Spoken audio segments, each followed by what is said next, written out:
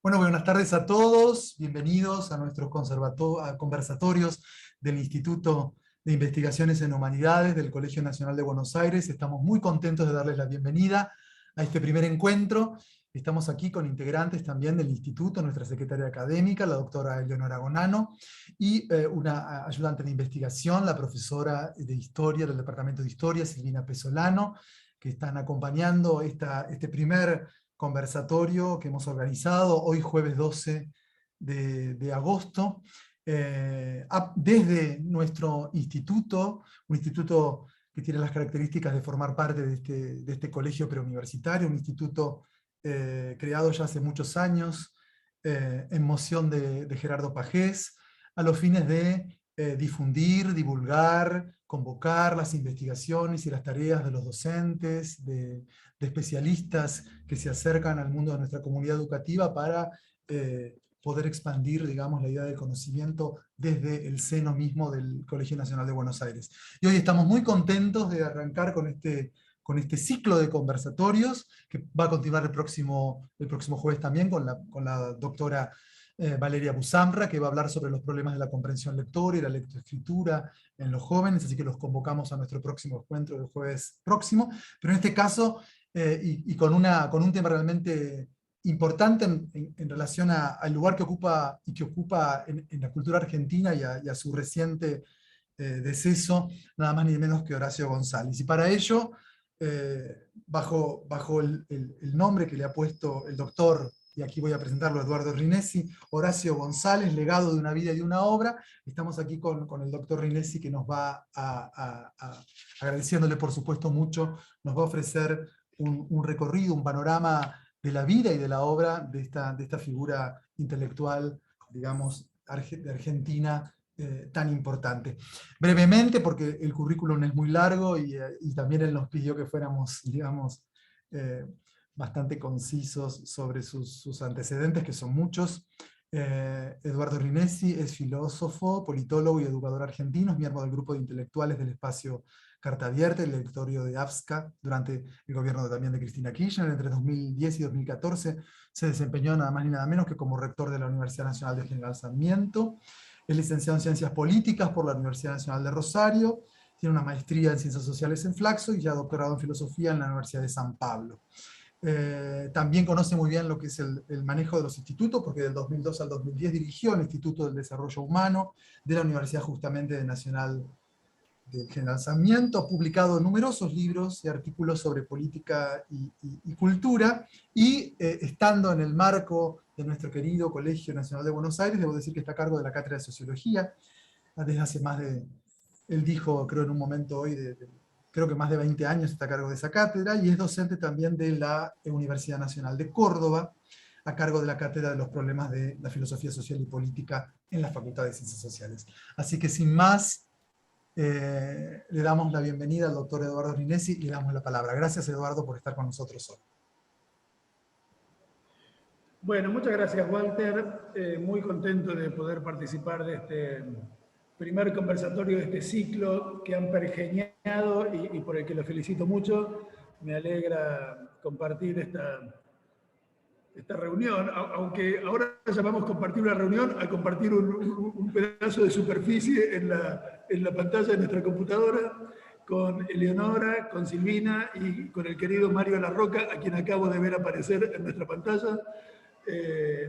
De manera que, y además me alegra mucho que una circunstancia doméstica absolutamente imprevista y desafortunada, que es que estoy sin electricidad en mi casa, me haya obligado a venir aquí al Colegio Nacional, al que hacía 1 año y medio que no venía físicamente y que ya empezaba a extrañar el olor de los pupitres, el murmullo de los estudiantes. De modo que estoy aquí en el aula Sarmiento con un pizarrón atrás, como es más o menos evidente, y hablando con ustedes con esta notebook, o como sea que se llamen estas computadoras portátiles, para conversar un poco sobre nuestro querido amigo y maestro Horacio González. Así que muchas gracias verdaderamente por la invitación. No, ojalá hiciera 20 años que soy profesor de este colegio. Hace 32, una locura de tiempo. Hace como 20 que damos clase con Mario. En efecto, lo cual para mí es una alegría muy grande, pero vengo dando clases acá desde comienzos de la década del 90 del siglo pasado. Una barbaridad de tiempo. Preferiría que fuera menos. Bueno, entonces vamos a conversar un poquito rápido. Me gustaría que esto, en efecto, tuviera las características de un conversatorio, de modo que no he preparado nada parecido a una conferencia. Vamos a conversar un poco sobre la obra de un intelectual argentino extraordinario, fuera de serie, que se murió hace muy poquitas semanas, menos de 2 meses, Horacio González, con quien yo tuve la enorme alegría, el enorme privilegio de trabajar mucho tiempo. Fue profesor mío hace una punta de años, en los años 80, en la Universidad Nacional de Rosario, donde yo estudiaba ciencia política. Nos dio allí 2 materias que a mí me partieron la cabeza, que fueron absolutamente extraordinarias, deslumbrantes, con un estilo para dar las clases, un modo de presentar los asuntos, un tipo de bibliografía que era muy poco convencional, digamos, para nuestros entonces muy iniciales estudios de grado. Él nos daba una materia extraordinaria que se llamaba Proyectos Políticos Argentinos y Latinoamericanos, y nos daba un seminario muy lindo en aquellos años de la transición a la democracia. Estoy recordando el año 85, 86, 87, es decir, años de renovación de las bibliografías, años de sacudida del polvo de los viejos libros, y Horacio nos daba un seminario que se llamaba Teorías del Tercer Mundo, extraordinario, donde recuerdo que hemos leído algunas cosas increíbles que para nosotros eran una novedad absoluta, ¿no? Algunos años después, cuando me recibí en la facultad, me vine a Buenos Aires para trabajar, entre otras cosas, pero creo que en primer lugar para trabajar con él en la universidad, y desde entonces lo acompañé hasta su jubilación y después también en las cátedras que dictó en la Facultad de Ciencias Sociales de la Universidad de Buenos Aires, en la carrera de Sociología, a decir verdad, porque en los años, a fines de los años 80, comienzos de los 90, la carrera de Sociología todavía no formaba parte de la actual Facultad de Ciencias Sociales de la UBA.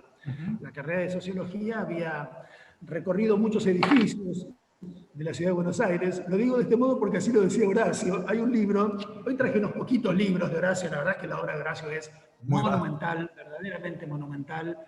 No entra en mi valijita, si además tenía que traer la computadora y no habría posibilidad de conversar sobre ella en solo una hora.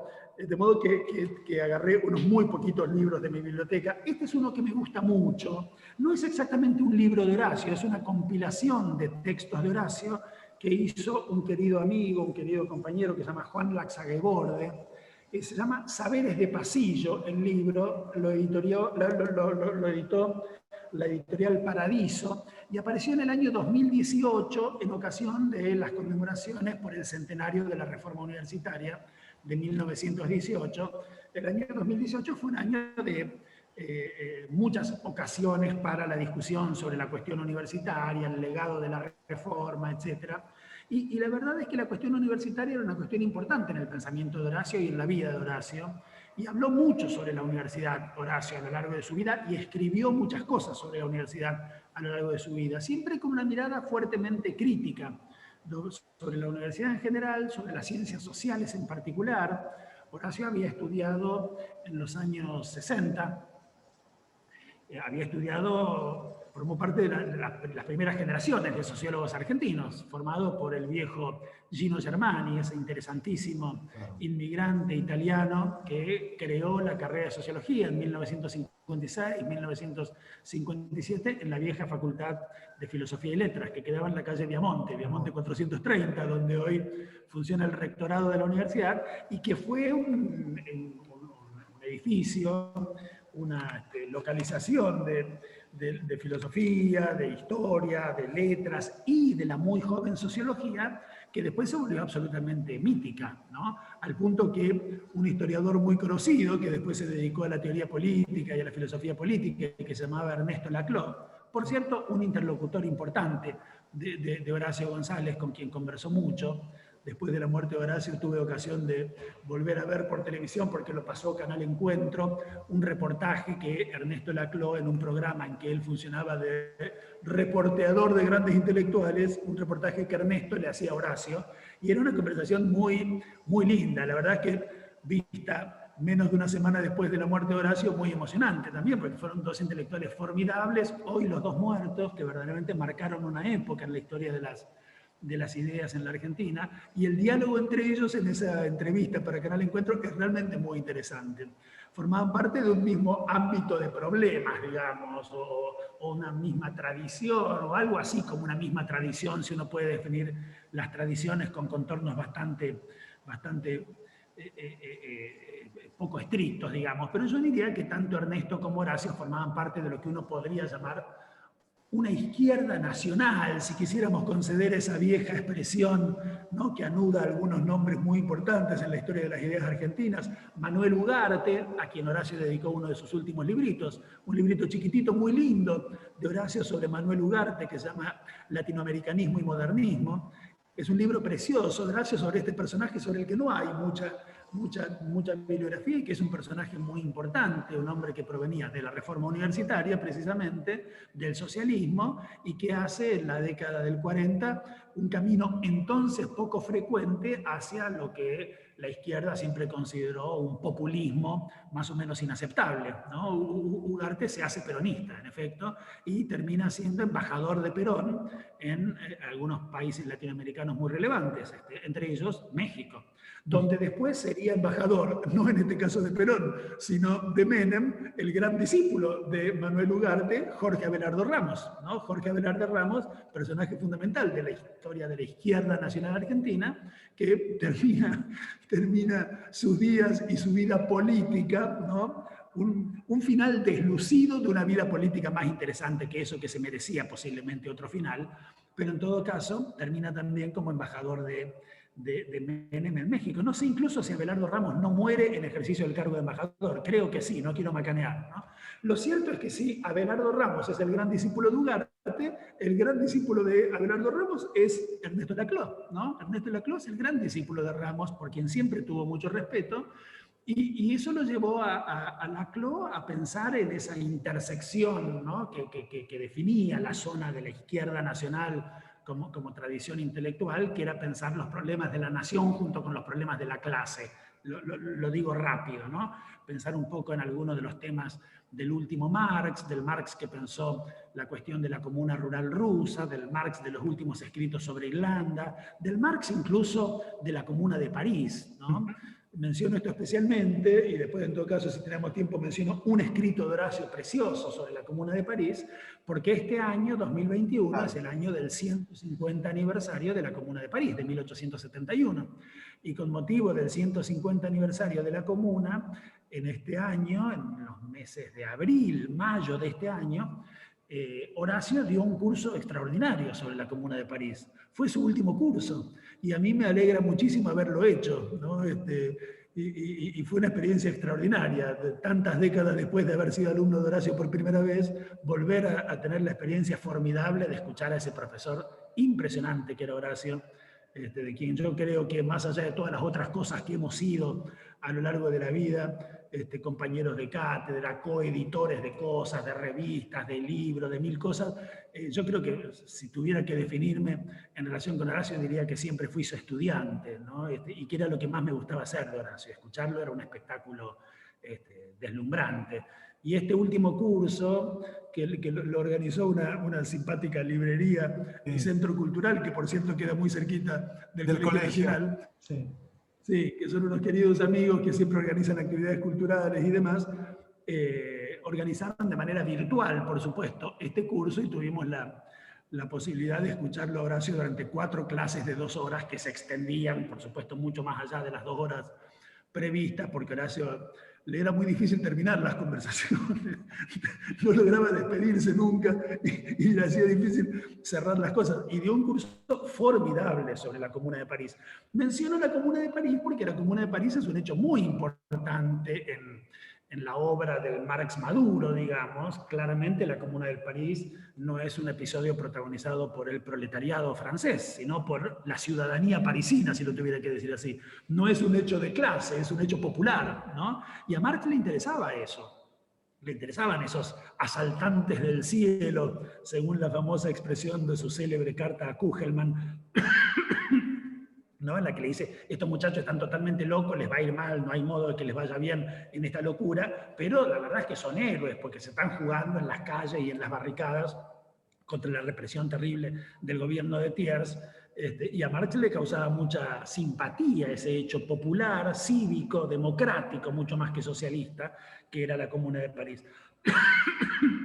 Ahí había, me parece, un punto de contacto interesante entre las preocupaciones de Ernesto Laclau y las preocupaciones de Horacio González, ¿no? Pensar los populismos, ¿no? Pensar los populismos. Pensar los populismos, pensar ¿no? el problema del populismo. Esa categoría era una categoría muy importante para Laclau, al punto que le dedicó, yo diría que una parte fundamental de su obra, desde sus primeros textos de fines de los años 70, contemporáneos de los últimos textos sobre el mismo asunto del viejo Germani, ¿no? Que a todo esto se había ido en el 66 de la Argentina y había ido a recalar a los Estados Unidos, y escribió allí en los Estados Unidos una parte importantísima de su obra sobre la cuestión del populismo, que yo diría que es de una extraordinaria inteligencia y profundidad. Si hay algo que yo no creo sobre Germani, es que haya tenido un pelo de tonto, era verdaderamente un sociólogo formidable, y su comprensión sobre el peronismo, que tuvo momentos más altos y momentos que metió más la pata, digamos.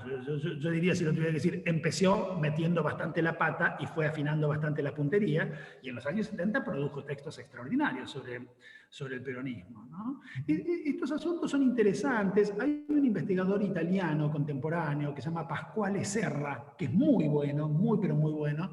Es un tipo que sabe muchísimo sobre la Argentina, y sabe muchísimo sobre Germani, y sabe muchísimo sobre Gramsci y sobre la recepción de Gramsci en la Argentina. Y eso es muy interesante porque este Pasquale Serra, que dice, a quien quiere escucharlo, que los dos mayores intelectuales italianos del siglo XX fueron Gramsci y Gino Germani, lo cual es muy provocador, observa que los escritos de Germani sobre el peronismo tienen una proximidad grande con los modos en los que Gramsci se acercaba al problema de lo que él llamaba lo nacional popular. Gramsci no usaba la categoría populismo, que es una categoría que viene de otras zonas de la teoría, más bien de la ciencia política o de la tradición rusa de los narodniki, ¿no? Digo narodniki en este salón del Colegio Nacional donde estoy sentado ahora, y me sonrío porque, como Mario sabe bien porque me ha escuchado muchas veces, me gusta mucho hablar sobre los narodniki rusos, que son los populistas rusos con los cuales Lenin estaba muy peleado en su momento, pero antes de que Lenin se peleara, Marx los había recontrabancado, ¿no? En la famosa correspondencia entre Marx y Vera Sasulich, Marx adopta el partido de los populistas contra los marxistas, a quienes le dice Marx, ¿cómo van a ser ustedes tan marxistas? ¿No se dan cuenta que en Rusia no vale ser tan marxista como hay que serlo en Londres? ¿No? Es muy interesante ese Marx, dispuesto a percibir los matices entre las distintas situaciones nacionales, ¿no? Entonces me gusta mucho hablar sobre los narodniki, y había una clase que yo daba meta con los narodniki, y una chica muy alta y rubia y con unos ojos celestes, que recuerdo como ojos siberianos muy poco argentinos, digámoslo así, que se sentaba en la última fila del salón, me dice Narolniki. Y yo le digo, ¿pero cómo Narodniki? Yo toda la vida dije Narodniki y siempre escuché hablar de los Narodniki. ¿Cómo sabés vos que se dice Narodniki? Y me responde previsiblemente, porque soy rusa. Y me enseñó a pronunciar cómo se dice correctamente Narodniki, que no es Narodniki, sino tal parece Narolniki. Bueno, como sea, de ahí viene la discusión sobre la cuestión populista, ¿no? en la discusión política occidental. Gramsci no usaba tanto esa categoría, no usaba tanto esa expresión, usaba sí la categoría de lo nacional popular, que fue muy importante y a la que Pascual Serra le da un gran valor, le da una gran importancia a la categoría de lo nacional popular, y por eso le interesa pensar a Gramsci junto con Gino Germani, pensar el modo en que Germani pensaba el populismo junto con los modos en los que contemporáneamente venía siendo recibida la obra de Gramsci. Por un lado, leída por José Aricoy, por el grupo Pasado y Presente, por Juan Carlos Portantiero y por todo ese grupo que fueron los grandes lectores de Gramsci en la Argentina, y por otro lado recibido contemporáneamente y con extraordinaria sutileza por un muy joven Horacio González, que en el año 72 escribe un prólogo muy interesante a una selección de textos de Gramsci, se llama Para nosotros, Antonio Gramsci, lo sacó en una editorial que posiblemente era un grupo militante, nunca más escuché hablar sobre esa editorial en toda mi vida, se llamaba Editorial Puente Alsina, todo junto, y suena más bien a chiste de algún grupo interesado en la difusión de Gramsci en la Argentina. O a tango, ¿no? O al nombre de un tango, Puente Alsina, ¿no? Exactamente, sí. Ese prólogo de Horacio es muy interesante, es muy interesante. Pascual Serra lo considera la mejor recepción de Gramsci en la Argentina, al punto que le dedicó, no solamente se tomó el trabajo de hacerlo traducir al italiano y publicar en italiano, sino que escribió él, Pascual Serra, un prólogo que es 4 o 5 veces más largo que el prólogo de Horacio a Gramsci, un prólogo a González para presentárselo al público italiano. Es muy interesante esa operación que Pascual Serra hace con González, a quien tiene una altísima estima y a quien considera el gran lector de Gramsci en la Argentina, ¿no? Bueno, digo todo esto porque Ernesto Laclau, entonces estudioso de estas cuestiones, estudioso de la tradición de la izquierda nacional en la Argentina, estudioso de los textos de Marx más dispuestos a pensar en clave menos estrictamente clasista las luchas sociales europeas, Ernesto Laclau dedica uno de sus libros, que si no me equivoco es Nuevas Reflexiones sobre la Revolución de Nuestro Tiempo, lo dedica con una dedicatoria preciosa a un edificio. Es la dedicatoria de ese libro, que ha sido muchas veces comentada, es a Viamonte 430, donde todo empezó, ¿no? Es una hermosa dedicatoria, muy poca gente dedica libros a un edificio. Bueno, Ernesto Laclau dedica su libro a Viamonte 430, donde todo empezó. Y la verdad es que cuando uno habla con colegas, con compañeros, con gente un poco mayor que una, un par de décadas mayor que uno, efectivamente advierte hasta qué punto ese edificio de Viamonte 430 fue fundamental en la vida de una generación intelectual de esta ciudad, ¿no? La vieja Facultad de Filosofía y Letras, la joven carrera de Sociología en el contexto de esa vieja facultad, que después siguió un itinerario por otros edificios de la Ciudad de Buenos Aires, el edificio de la calle Independencia al 3000 y Chirolas, donde hoy está la Facultad de Psicología de la Universidad de Buenos Aires, ¿no? Después, los sótanos de la Facultad de Derecho durante los años oscuros de la dictadura, donde Sociología fue literalmente mandada al descenso, ¿no? Y la pusieron abajo de la vieja Facultad de Derecho, casi como una carrera de catacumbas, de donde emergió para ir en los primeros años de la transición a la democracia a la planta alta de el pabellón 3 de la ciudad universitaria, donde funcionaba la carrera de arquitectura y urbanismo. Allí yo empecé a dar clases con Horacio en la hermosa materia que tenía, que se llamaba Pensamiento Social Latinoamericano, que me acuerdo muy bien que era una experiencia extraordinaria dar con él para un público muy amplio de estudiantes de los últimos años de la carrera de Sociología, hasta que en efecto, como les decía, Sociología pasó a integrar la Facultad de Ciencias Sociales, junto con una muy joven y pujante carrera de Comunicación, con la carrera de Ciencia Política que había nacido en los años 80 bajo el fuerte impulso del alfonsinismo y que se integra a la nueva Facultad de Ciencias Sociales, junto con la carrera de Trabajo Social, que siempre fue muy dinámica y siempre como un motor muy militante de la carrera de ciencias sociales, que empieza a funcionar en la calle Marcelo T. de Alvear al 2000 y pico, ¿no? Donde di clases durante muchísimos años con Horacio. Entonces, menciono... 22:30. ¿Perdón? 22:30 dijo. Ah, Te aportó la dirección de Marcelo T. perfecto. La tenía olvidada. Bueno, de esas cosas habla Horacio en este libro, que por eso traje, que es muy interesante, ¿no? Saberes de pasillo, que es una expresión que alguna vez usó Horacio refiriéndose a los anchos pasillos de la sede de la ciudad universitaria.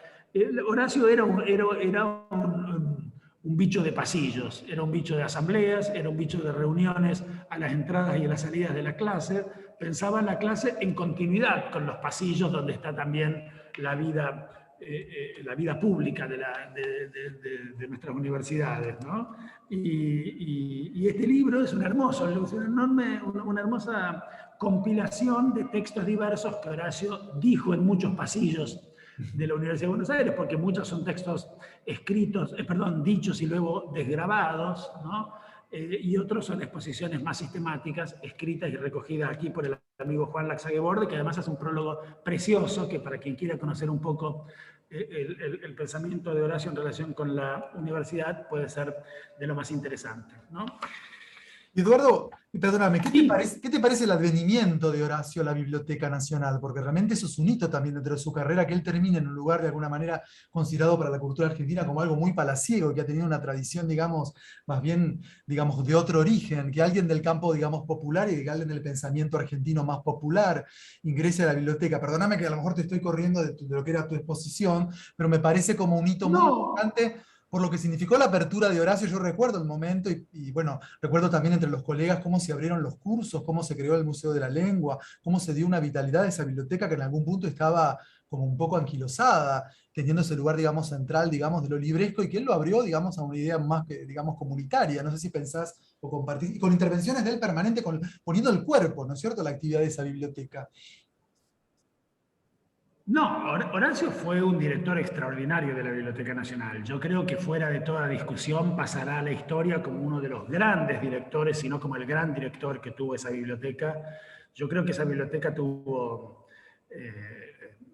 Pocos, pocos grandes dos o directores. tres o cuatro grandes directores. Uno sin duda fue Grusac, cuando la Claro, biblioteca era una biblioteca mucho más chiquita, Borges. cuando el país era un país mucho más elitista y mucho más, ¿no? Con una idea mucho más minoritarista y aristocrática de la cultura, evidentemente.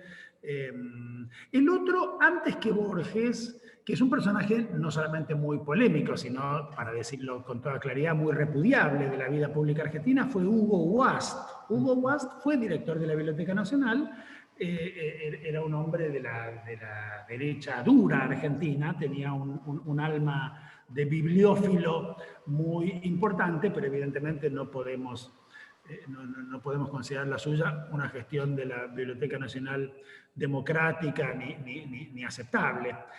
Tampoco la de Borges, ¿no? Que fue el director de la Biblioteca Nacional de la Revolución Libertadora y del ciclo político que va del año 73, del año 55 al año 73, y que la verdad es que fue un director de la Biblioteca Nacional que hizo de la biblioteca un ámbito de reflexión, un ámbito un tema de su literatura. Evidentemente Borges hizo de la biblioteca un tema de su literatura, no hizo una gestión destacada de la Biblioteca Nacional, ¿no? La verdad es que Borges no fue era Borges, era un enorme escritor argentino, ¿no? Pero yo creo que el dinamismo que le dio Horacio a la biblioteca, el dinamismo extraordinario que le dio Horacio a la biblioteca, sí es verdaderamente destacable y se expresa en una gran cantidad de iniciativas. Una es volver a editar la revista que había sacado Grusac en su momento y Borges después a su hora, y que sacó nuevamente Horacio a lo largo de una cantidad de números impresionantemente ricos durante 10 años, que es la revista La Biblioteca. La revista La Biblioteca es una gran... es una gran revista de la cultura argentina, y yo creo que fue en la propia vida de Horacio una de las grandes revistas, ¿no? En las que Horacio no solamente volcó algunos de sus artículos muy importantes, extraordinarios, sino que además tenía esa cosa tan interesante de reunir gente muy diversa con un sentido del pluralismo notable, ¿no? Que le permitió durante 10 años hacer una revista de cultura formidable. Hizo de la Biblioteca Nacional, por otro lado, un ámbito, como vos decías, de actividad cultural increíble, increíble. El auditorio de la Biblioteca Nacional no había día, no había hora en la que no estuviera activo con alguna conferencia, con algún congreso, con alguna presentación de libros, con alguna actividad siempre muy interesante, en muchísimas de las cuales Horacio tenía una participación personal que uno se preguntaba efectivamente en qué rato libre del día leía los miles de libros que presentaba o se informaba sobre los miles de asuntos en los que intervenía. Me parece que es muy importante, en efecto, en la creación del Museo del Libro y de la Lengua, que fue un hecho fundamental de la gestión de Horacio y que tuvo además la participación muy destacada como directora de ese Museo del Libro y de la Lengua, de María López, que además de una querida colega, es una extraordinaria intelectual argentina contemporánea y que hizo una gestión muy importante del Museo del Libro y de la Lengua, que se convirtió en un alma especialmente vital de la Biblioteca Nacional, y me parece que habría que darle un lugar también en la enorme actividad editorial que tuvo la Biblioteca Nacional durante los años en que Horacio la dirigió. Horacio convirtió a la biblioteca en un sello editorial poderosísimo, desde el que desplegó una política editorial muy activa de recuperación de textos inhallables de la literatura argentina, con colecciones extraordinarias como las colecciones Los Raros, ¿no? que verdaderamente volvieron a poner en circulación textos que era imposible conseguir en la Argentina, o las ediciones facsimilares de revistas que fueron fundamentales en la vida cultural argentina. Martín Fierro, creo que hizo una edición facsimilar. Sí. Martín Fierro, las revistas, pero más diversas, pero sería largo hacer la lista, porque volvió a editar en efecto revistas que en la Argentina no se conseguían, en ediciones facsimilares extraordinarias. La Rosa Blindada,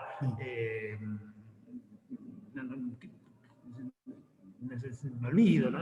Envido, Cristianismo y Revolución, que son las que quiera. Fue formidable la tarea editorial y de reedición de revistas de otro modo inconseguibles en la Argentina. Publicó algunas obras, por ejemplo, la obra completa de León Rosichner, que es una tarea formidable de la Biblioteca Nacional, completas publicadas después de la muerte de León, algunos textos que León no había alcanzado a publicar en vida, cuidadosísimamente curados, editados, prologados. Es formidable la tarea de edición de la obra de León Rosichner, tan importante.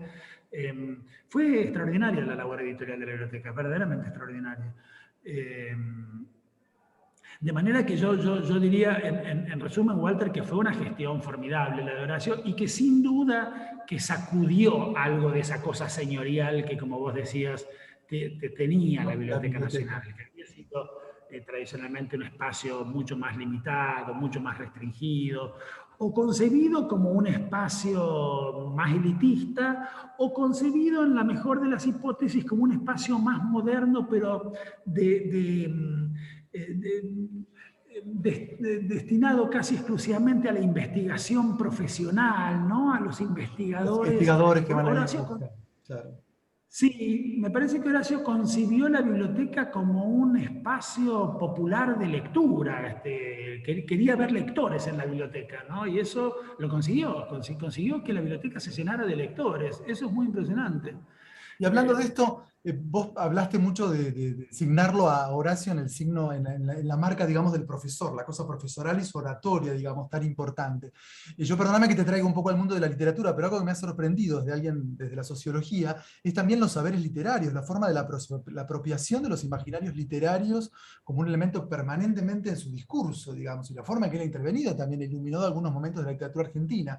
No sé si nos podés decir algo, o también de esto que vos hablaste, de la capacidad de lectura, digamos, un poco ciclopia de Horacio, que lo ha llevado a los últimos años a ser una cosa como, digamos, un personaje, digamos, fundamental de la vida argentina en cuanto a cómo podía cruzar peronismo con Walsh, con Borges, con Esteban Echeverría, hacer un cruce realmente muy, de alguna manera iconoclasta, pero siempre en un registro muy coherente de su pensamiento.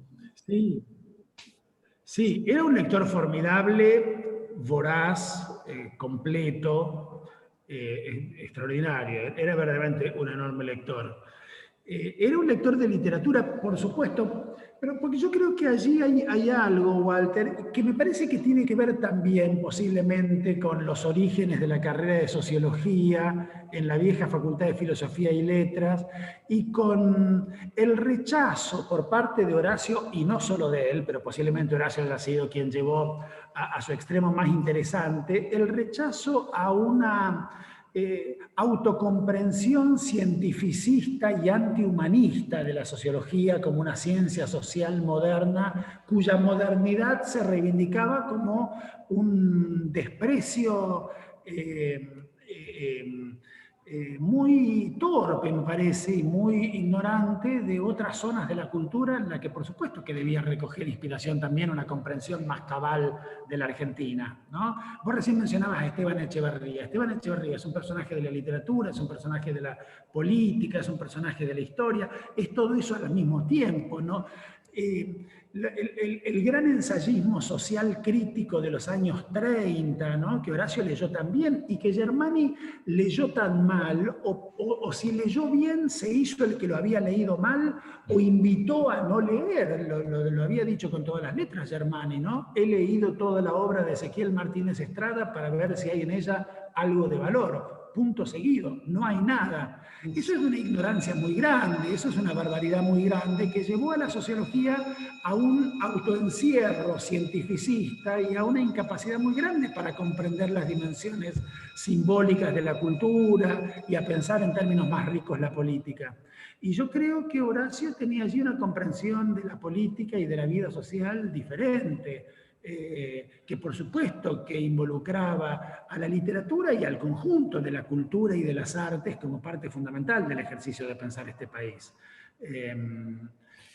Y en los cruces de pensar a Horacio con el peronismo y el advenimiento de él, digamos, en su contacto con los gobiernos, digamos, últimos, ¿cómo podemos pensar esto? Porque aparte él ha iluminado también algunas zonas. Recuerdo haber escuchado una larga explicación respecto de la matanza digamos, de lo que ocurrió en Ezeiza, al regreso de Perón, por ejemplo, y la forma en que también hacía un cruce no solo de una mirada sociológica, histórica, sino casi vivencial, digamos, del movimiento de las grandes masas o de los grandes momentos, de las grandes escenas, digamos, de la nación, ¿no? Estoy pensando, bueno, el 17 de octubre del 45, o lo que fue el regreso de Perón en Ezeiza, el movimiento, digamos, lo que ocurrió ese día en Ezeiza, él narrándolo con una vivacidad, digamos, realmente que también lo acerca a una historia, digamos, viva, ¿no? De los hechos argentinos.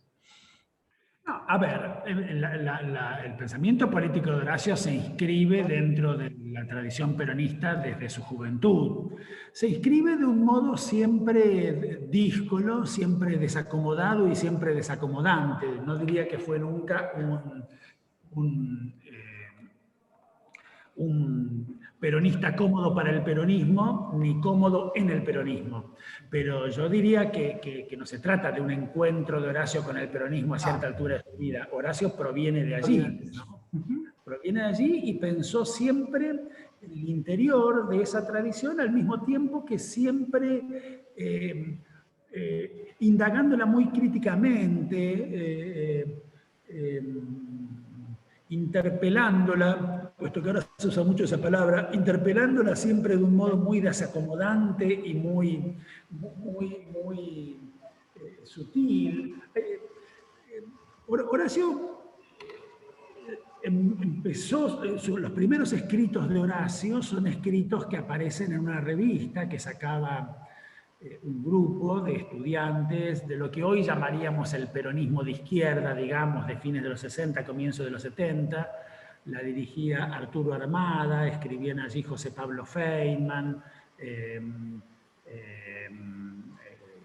Roberto Carri, Alcira Argumedo, gente que provenía más bien del cristianismo social como Rubén Drí, ¿no? Esa era la gente que en aquellos años publicaba, por un lado, la revista Envido, por otro lado, escribía mucho en los cuadernos de antropología del Tercer Mundo, bajo la fuerte influencia de algunos personajes latinoamericanos muy importantes, de las teorías de la dependencia, por un lado, de Darcy Ribeiro, que sobre algunos de ellos, particularmente sobre mi querida amiga y maestra también, que se murió este año también, otra desgracia enorme, Alcira Argumedo, ¿no? Que tenía con Darcy una relación de mucha amistad y de un discipulazgo muy fuerte.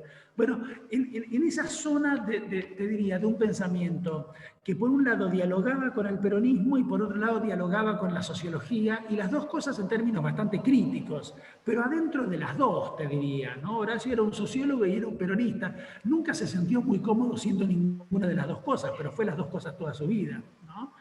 En los 80, Envido dio lugar a otra experiencia. Digo Envido en el sentido de que muchos de los participantes de esta otra experiencia habían sido participantes de la experiencia de Envido antes, que es la revista Unidos, ¿no? La revista Unidos es una revista importantísima de los años 80, la dirigía un joven dirigente del peronismo renovador, un joven profesor de historia que se llamaba Carlos Chacho Álvarez, que después tendría un destino muy considerable en la historia política argentina de la década siguiente, ¿no?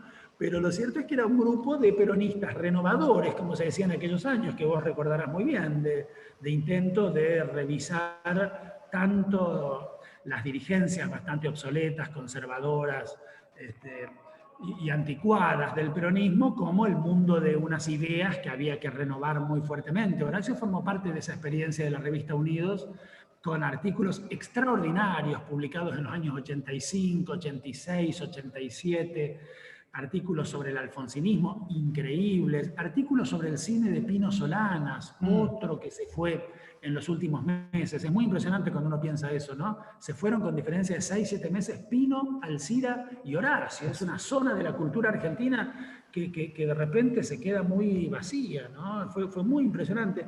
Bueno, Pino tuvo toda la vida una amistad muy grande con Horacio. Horacio colaboró mucho con Pino, incluso teniendo algún pequeño papel en alguna de sus películas, que era siempre muy gracioso, y escribiendo no pocos pasajes de los guiones de algunas películas de Pino, incluyendo algunas escenas muy desopilantes, donde uno reconoce claramente la pluma de Horacio. Tenían una amistad muy grande, lo mismo que con Alcira.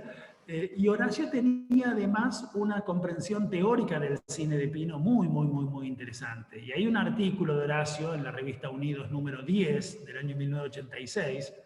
Me las acuerdo de memoria con número y con fecha porque yo me formé leyendo esa revista. Para mi formación fue absolutamente fundamental. Tengo todos los números requete subrayados. Era la revista que leíamos. Era una revista extraordinaria. Y tiene un artículo muy lindo sobre el cine de Solanas, que se llama Solanas o el bergantín de la modernidad. Es un artículo extraordinario donde Horacio piensa un problema que lo ocupó toda la vida, que es el problema del mito. Horacio es un pensador del mito. Piensa el peronismo, pero piensa el peronismo como mito también. Y tiene sobre el mito la idea muy interesante, que lo llevó a discutir mucho con cierto sector de la intelectualidad argentina, de que el mito no es un estorbo que tenemos que sacarnos de enfrente como una mosca que nos pica en la punta de la nariz y a la que tenemos que sacarnos con un gesto de fastidio, sino que es adentro del mito que se piensa, ¿no? Contra el iluminismo, que en la gran tradición, ¿no?, ilustrada de Occidente, dice, no, los mitos incomodan, los mitos perturban, los mitos falsifican. Lo que Horacio dice, no, es adentro del mito que se piensa, siempre que uno lo piense al mito sin candor, siempre que uno piense al mito críticamente. Horacio pensaba así los mitos de la historia argentina, así le interesaba examinar el cine de Solanas, por ejemplo, la aparición del mito de San Martín o del mito de Gardel en una de las famosas películas de Solanas, que trata los grandes mitos de la cultura nacional, pero que los trata también de un modo desacomodante, digamos, ¿no? De un modo no religioso, de un modo no concesivo. Horacio pensaba así los mitos en general y pensaba así el mito del peronismo y de Perón en particular, y por eso le interesaba tanto un personaje fundamental de la historia del peronismo crítico en la Argentina, que es John William Cook. Yo diría que Horacio es esencialmente el último cookiano argentino. Es un gran lector de Cook. Yo creo que Cook es una inspiración fundamental para Horacio.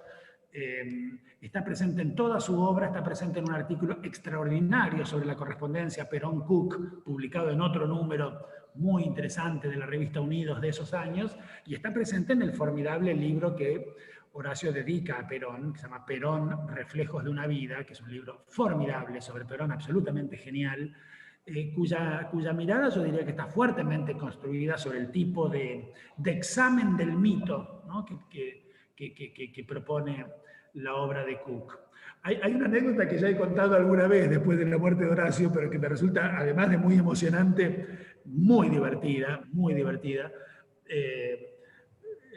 Cuando se cumplieron 50 años de la muerte de Cook, que como es sabido en su testamento, que es un testamento humorístico, de un humor negro genial, ¿no? Cook tenía una gracia extraordinaria, se estaba muriendo de leucemia y escribe un testamento que es absolutamente hilarante, desopilante, sobre qué hacer con su cuerpo, con algunos momentos muy serios, ¿no? Como el momento en que prohíbe que ningún cura se acerque, ¿no? Un poco como había hecho en su famoso testamento también Lisandro de la Torre. Son dos grandes ateos argentinos, ¿no? Que en su testamento dejan dicho nada de curas, ¿no?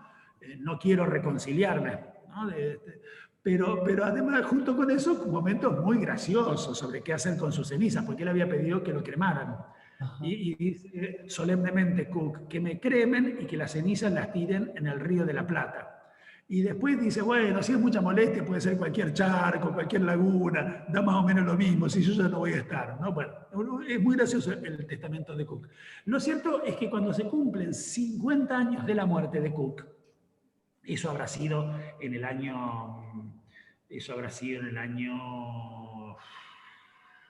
14, yo creo que Cook se muere en el 64, 65, no me acuerdo bien, quizás 66, no me acuerdo bien. Bueno, cuando se cumplen 50 años de la muerte de Cook, se hace una ceremonia para tirar las cenizas de Cook en el Río de la Plata, ¿no?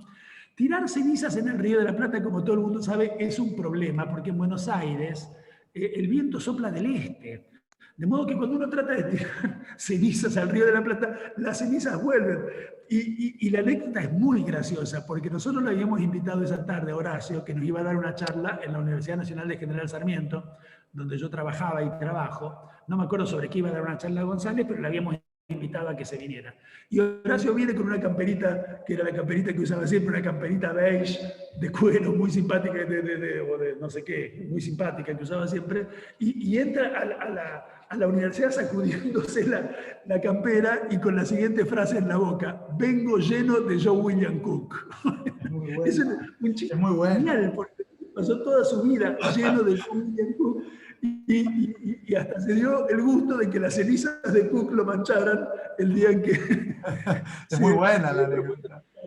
Esa anécdota es muy graciosa. Muy buena. Horacio tenía una fuerte influencia del pensamiento de Cook, que está en toda su obra, y me parece que esa influencia es su modo atípico, desacomodante, desacomodado, incómodo e incomodante de estar en el peronismo, ¿no? Tiene una relación de una vida con el peronismo, pero es siempre una relación de mucha tensión, ¿no? y de mucha interrogación crítica. Eduardo, bueno, nos quedaríamos toda la tarde escuchándote realmente por todo este recorrido que has hecho del pensamiento, de la obra, también de los gestos, ¿no? De lo que nos queda de una vida también. Es interesante la obra, digamos, en los libros, pero también todo esto que has contado también vivencial y de tu propia experiencia, digamos, de experiencia concreta con el propio Horacio. Así que bueno, voy a abrir si alguien del instituto quiere hacerte una pregunta, porque bueno, nos queda poco tiempo, o también vos si querés, digamos, cerrar con algo que nos puedas, como para, no, perdón, para coronar hablé la más de tarde. la cuenta, más bien me gustaría escuchar preguntas o intervenciones de ustedes, con mucho gusto. Bueno, muy bien, muy bien. No sé si alguien quiere aquí. Yo quisiera hacer una... Ahí está Mario. Yo quisiera hacer una pregunta y quisiera hacerle muchas, pero bueno, Horacio fue profesor mío, fue uno de los 3 mejores, le decía la vez pasada a Eduardo, de los 3 mejores profesores de la carrera de grado que tuve junto a Emilio de Ippola y bueno, también a Horacio Tarcus, que lamentablemente cuando les tocó la ocasión de compartir la dirección de la Biblioteca Nacional no funcionó del todo bien esta experiencia entre ellos, entre Horacio y Horacio, digamos. Pero he tenido la ocasión de conocer bastante más de su pensamiento y de leer bastante más sobre Horacio gracias a la influencia, creo que positiva, de Eduardo sobre mí, sobre mi pasión sociológica. Yo era uno de los tantos estudiantes de sociología que había quedado, graduado de sociología, que había quedado medio desilusionado de los avatares de la carrera, también de las polémicas abstractas que se sucedían una tras otra en la facultad, bueno, años muy convulsionados también por diferentes tipos de gestiones, pero sin duda Horacio González fue un personaje muy capaz. Yo, claro, de todo lo que dice Horacio, Eduardo, yo solo puedo seguir aprendiendo y tratando de entender, pero a mí me sorprendió siempre, me impactó siempre su capacidad de dialogar con posiciones muy diversas, ¿no?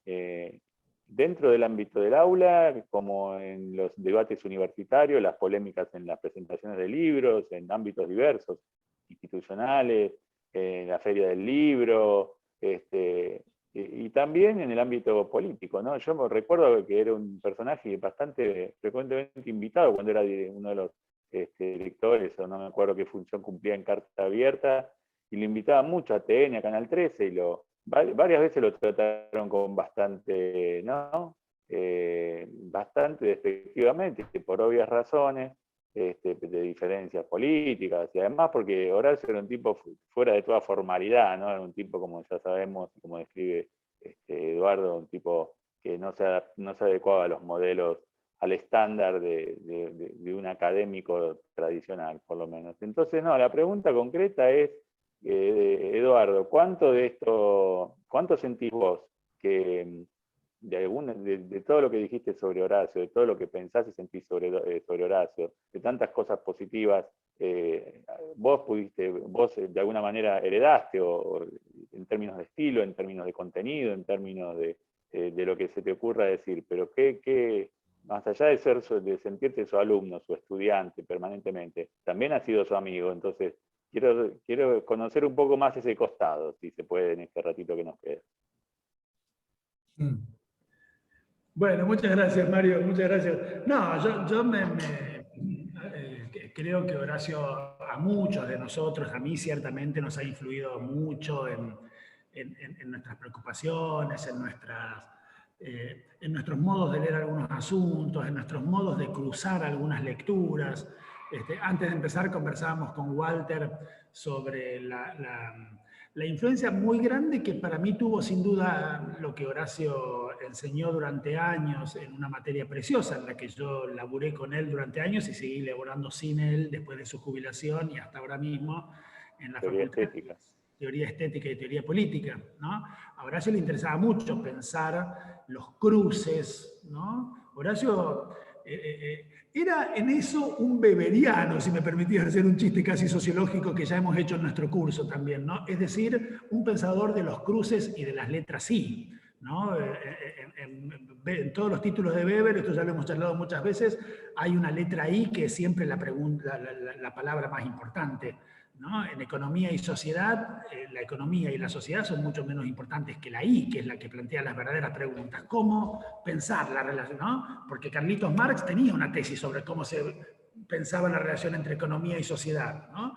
Una tesis que a lo mejor no era muy interesante, o que se volvía muy interesante cuando el propio Carlitos se animaba a discutir su propio marxismo, ¿no? Y ahí se volvía más interesante. En Weber siempre era una incógnita esa ahí, porque no pensaba en términos de determinaciones causales, porque no pensaba en términos de estructura y superestructura, entonces la ética protestante y el espíritu del capitalismo. Ese libro es uno de los libros que damos en nuestro curso de sociología con Mario desde hace décadas, ¿no? Bueno, ¿cómo pensar esa ahí? ¿No? ¿Cómo pensar esa articulación entre esferas de la vida, ¿no? Cuya articulación no puede pensarse en términos de determinación lineal, en términos de causalidad, Entonces la pregunta por la relación entre la teoría estética y la teoría política, entre el arte y la política, a mí me sirvió muchísimo. Si yo me animé a pensar algunos problemas de la política y de la teoría política con categorías del arte, con categorías de la tragedia, yo creo que fue habilitado por un modo de investigar las cosas de Horacio, por lo menos, ¿no? Al mismo tiempo, Horacio, por todo esto que vos decís, que era de un pluralismo extraordinario, que tenía un modo de... a ver si lo puedo decir así, tenía un modo de ser maestro que consistía en nunca andar dando indicaciones. Yo no recuerdo que en 35, 36, 37 años de amistad con Horacio, no recuerdo que nunca Horacio me haya dicho tenés que leer tal libro, ¿no? Las cosas que uno le dice a sus tesistas, las cosas que uno le dice a los jóvenes, Horacio no las decía. Horacio te hacía dar ganas de leer tus libros. ¿no? Decía, este libro yo lo tengo que leer, porque mirá, ¿no? O sea, Horacio te hacía dar ganas de leer los libros sin indicártelos, y nunca recuerdo, pero te quiero decir, sí había como inspiraciones, orientaciones, y yo creo que eso, eso sin duda, y después algunos modos de pensar algunos problemas, ¿no? Yo creo que Horacio, para decirlo muy rápido, porque sé que tenemos muy poquitos minutos, pero yo digo, me parece que Horacio pensó tres grandes asuntos que importan a la teoría social. Pensó el problema de la acción, pensó el problema de los mitos y pensó el problema de las instituciones, ¿no? Si vos me dijeras, date una clase de 6º año de sociología sobre Horacio, cosa que yo le decía hoy a Walter, hoy no me lo perdono esto, pero nosotros nunca hemos dado una clase sobre Horacio. Horacio era un personaje tan esquivo, ¿no? a la organización institucional de los saberes. Pero si yo tuviera que decirle a nuestros estudiantes de 17 años, ¿de qué habló Horacio González? Diría, de la acción, entendiendo siempre que la acción es, como escribió Horacio a los 20 y pico de años en la revista Envido, la acción es siempre incompleta y el sujeto no es nunca dueño de su sentido. Como supieron Carlitos en el 18 Brumario y Weber en toda su obra, ¿no? Y Horacio en ese libro precioso que se llama La ética picaresca. El sujeto no es dueño del sentido de sus acciones. No solamente actúa en circunstancias no elegidas por él mismo, como dice Carlitos en esa frase tan célebre, sino que ni siquiera sabe muy bien qué hace. El sujeto no sabe lo que hace. Eso nos lo enseñó el psicoanálisis, nos lo enseñó la tesis sobre la mala fe de Sartre. Quizás Horacio era más sartreano que freudiano, le gustaba mucho la tesis de la mala fe de Sartre, quizás más que lo que él llamaba la magnífica metáfora del inconsciente de Freud, ¿no? Yo creo que le gustaba, metáfora por metáfora, le gustaba más la de la mala fe. Pensó el problema del mito, del que ya hablamos, de modo que no vuelvo sobre el asunto, y pensó el tema de las instituciones. Yo creo que Horacio, que era un pensamiento silvestre, que tenía algo de anarquista, que tenía algo de siempre estar protestando frente a las instituciones, sin embargo, si se pasó su vida en instituciones, sobre todo dos, la universidad y la biblioteca. Si vos me decís, ¿qué fue Horacio González? Fue el tipo que renovó en este país el modo de estar en la universidad y el modo de estar en la biblioteca. Es decir, era un tipo de las instituciones, pero que entendía que del mismo modo que el mito no hay que sacárselo, espantárselo para poder pensar, a las instituciones tampoco hay que sacárselas para ser libre. Hay que ser libre en el modo de estar en las instituciones, siempre interrogándolas críticamente, ¿no?